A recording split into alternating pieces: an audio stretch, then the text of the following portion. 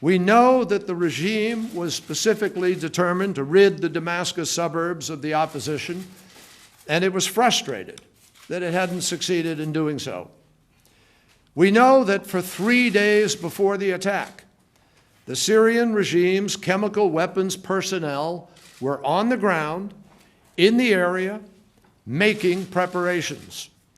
And we know that the Syrian regime elements were told to prepare for the attack by putting on gas masks and taking precautions associated with chemical weapons.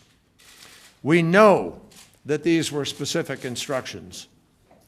We know where the rockets were launched from and at what time.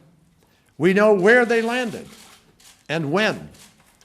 We know rockets came only from regime-controlled areas and went only to opposition-controlled or contested neighborhoods. And we know, as does the world, that just 90 minutes later, all hell broke loose in the social media. With our own eyes, we have seen the thousands of reports from 11 separate sites in the Damascus suburbs. All of them show and report victims with breathing difficulties, people twitching with spasms, coughing, rapid heartbeats, foaming at the mouth, unconsciousness, and death. And we know it was ordinary Syrian citizens who reported all of these horrors. And just as important, we know what the doctors and the nurses who treated them didn't report. Not a scratch, not a shrapnel wound, not a cut, not a gunshot wound.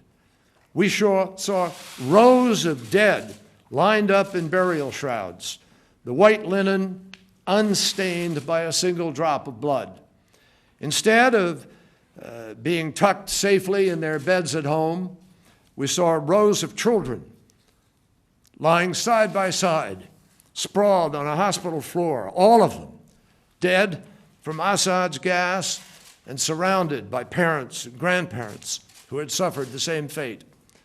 The United States government now knows that at least 1,429 Syrians were killed in this attack, including at least 426 children.